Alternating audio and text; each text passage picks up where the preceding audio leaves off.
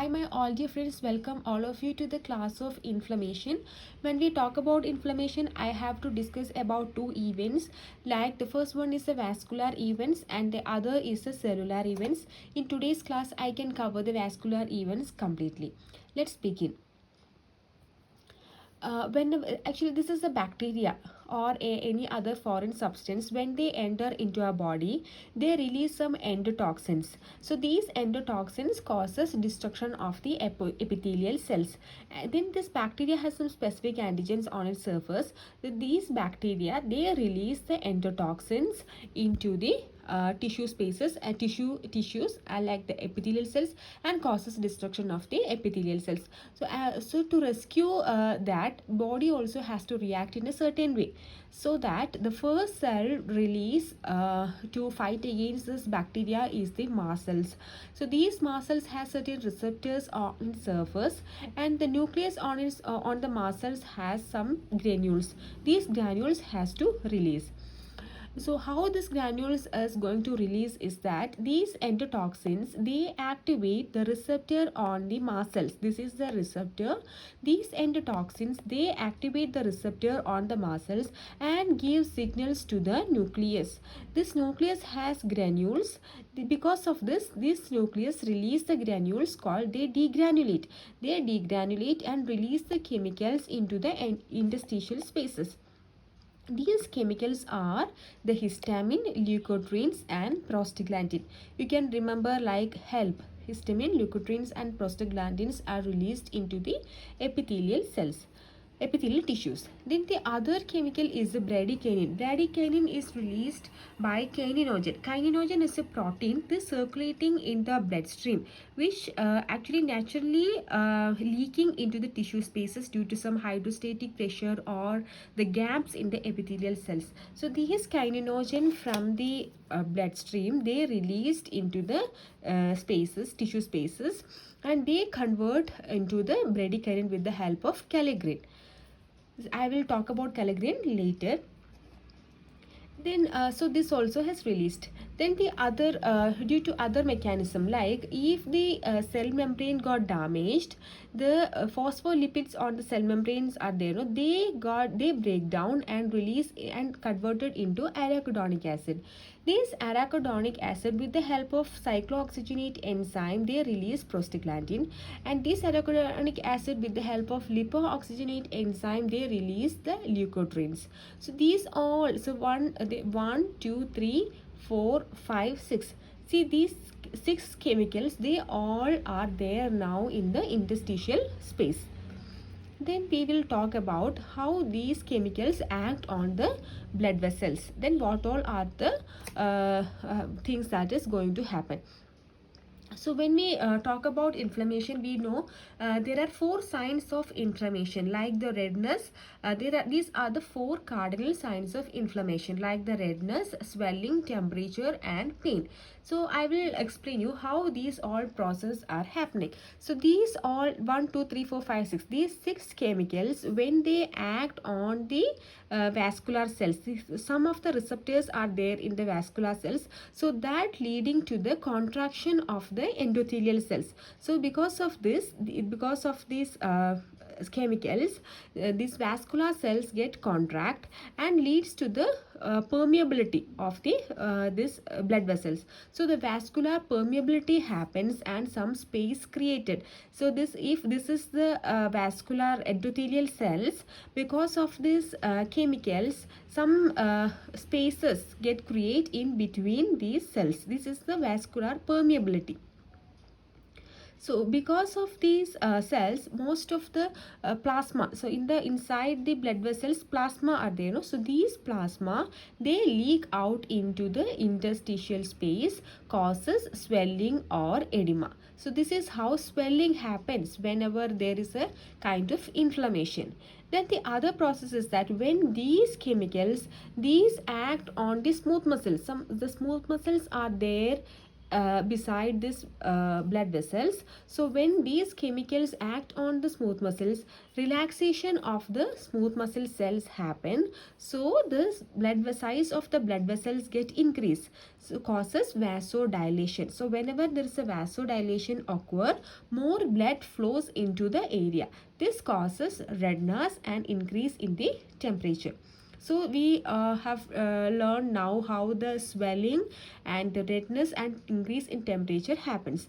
Then the pain also there. Whenever there is an inflammation, we know some pain we can feel some pain. So we will discuss how this pain are occurring. So there are some neurons are there here. So these I told this plasma, they when they enter into the interstitial space, they swell up. So these plasma, because of this fluid, they press these neurons and causes pain. So this is how pain is happening. So these are the pain receptors or neurons. So these fluids, they push and smash the receptors and it can activate the pain. So this is how the pain, these all cardinal signs are occurring. Then we will explain little more detail about the process. So these chemicals, they actually, when they act on the blood vessels, when they act on the endothelial cells, they activate the P-selectin. These are not always present on the surface of the blood vessels. Otherwise, what will happen is that all neutrophils, they come and join every time. So these inflammatory response activate the P-selectin. P-selectin is a, you can see, this is the P-selectin. So these P-selectin get activated by these cells. So this causes, so we know some this is the blood vessels, neutrophils and other WBCs, they are flowing on the inside the blood vessels. So when these P-selectin happen, this neutrophil, they bind, they also have some receptors, so they bind with the P-selectin. So these are the carbohydrate molecules. So these P-selectin bind to the carbohydrate molecules on the neutrophils. So this causes the binding. So these neutrophil has already bind into the P-selectin. Then what happen is that they will start to roll out. They will start to roll. Actually this binding, this binding is this is not a cell to cell addition. This is only the cell to molecule addition. This is weak addition. So the neutrophil just come and sit on the P-selectin. They don't bind, they just roll on from one selectin to the other. These bonding are very weak, so they roll. See, you see this picture. So these neutrophils, they roll from one selectin to the other. So this process of rolling is known as the margination. So this is the margination process. Then one more process is the diapedesis. How the diapedesis occur, that so these adhesion molecules, they are also on the side walls of the endothelial cells. This is the endothelial cells. The side walls, there are some adhesion molecules are there. So because of this, what happened, vasoconstriction occur. So the space created, so within this space we have PCAM molecule. So this is the PCAM molecule. So these neutrophil, they come and fit in this gap, that is they squeeze inside this, and this neutrophil and monocytes, they pushing these PCAM molecules and trying to come out of the epithelial cells into the interstitial fluid. This is the diapedesis. This process is called as the diapedesis. So because of this diapedesis, now the neutrophils and monocytes, they all reached in the interstitial space. Now these neutrophils and monocytes are there in the interstitial space. Now other process is happening, that is the release of cytokines. So these mast cells, they giving signals to the macrophages to do something. So the cytokines are protein. They are released from one cell, one mast cells, and targeted the another cells, the monocytes. This is the communication between the one cell to the other. So these macrophages, they release the chemicals known as the cytokines. These cytokines, they released into the interstitial fluid. Then these are the cytokines. So now these cytokines are in the interstitial fluid. So they release certain chemicals known as the TN alpha, interleukin beta, interleukin 8 and interleukin 6. So this TN alpha and interleukin beta, they act together. So they act on the brain and activate the hypothalamus and release prostaglandin E2. So these prostaglandin E2, they increase the body temperature and denature the bacteria. Then these TN alpha and interleukin beta, they together act on the liver.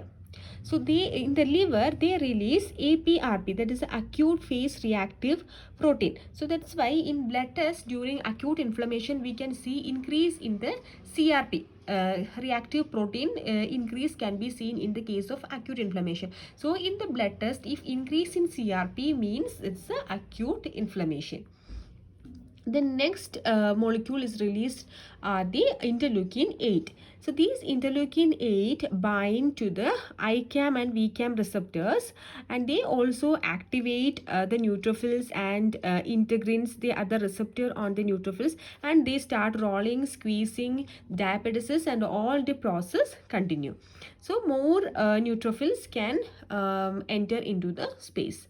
Next is the interleukin 6. They interleukin 6 and TNF alpha, they together act on the bone marrow and then increase the WBC, so that more cells can come into the blood and more cells can be into the site. So this is how this vascular events occur whenever there is an inflammation. So this is all about vascular events, and in the next class I am going to discuss about the cellular events. So I think you all are clear about this. Thank you.